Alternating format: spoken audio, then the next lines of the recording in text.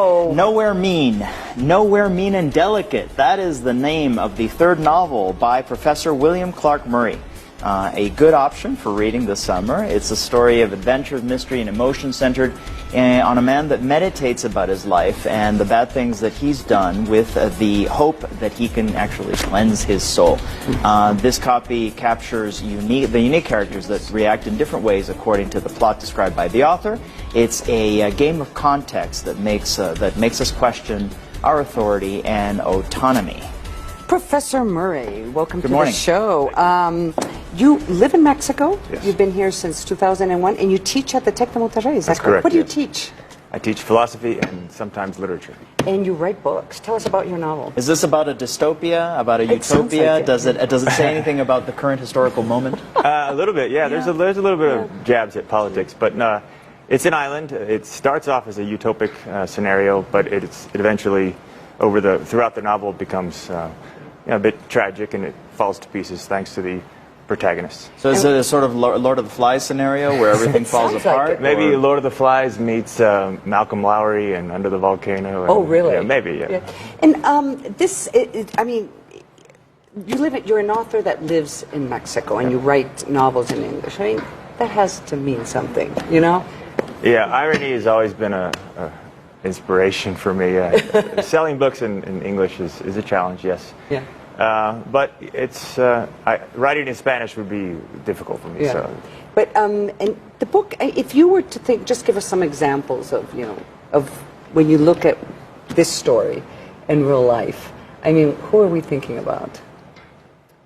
Well, in the media or in various works of fiction, certainly movies, you see outcasts who live well together, and depending on the context, their behavior can be wonderful, it could be tragic, and then you remove that context and they become completely different animals. Yeah. So. You teach philosophy. Tell us, what do you teach? Well, I call it philosophy light because it's a philosophy that we can put into practice, because discussing a certain philosophy with students, it becomes real. It becomes something that can be applied. So it's down to earth as opposed to in the clouds.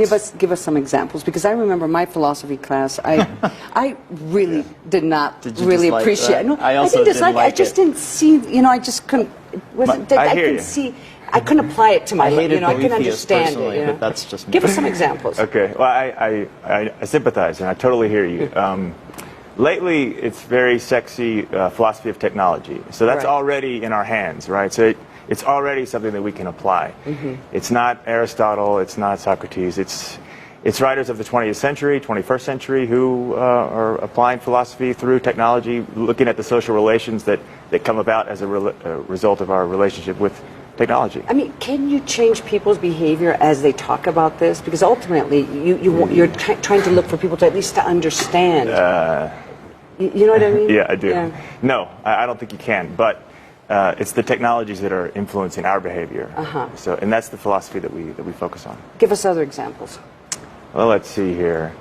I like the author Andrew Feenberg, who talks about the 10 paradoxes of technology. Our relationship to technology and to the world is paradoxical as humans.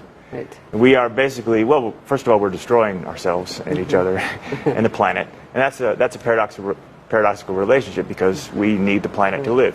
And so Feenberg, discusses these 10 paradoxes and asks us to challenge or question, wait a minute, is there another way to... That's great. Clark, thank you very much for We're being going with to us, test Clark your Murray. students to see if they saw you this That's morning. right. Hi to all Very the good. Professor students of at Tec de Tec de Monterrey. Monterrey. Yes, That's right. thank you. Clark Thank you.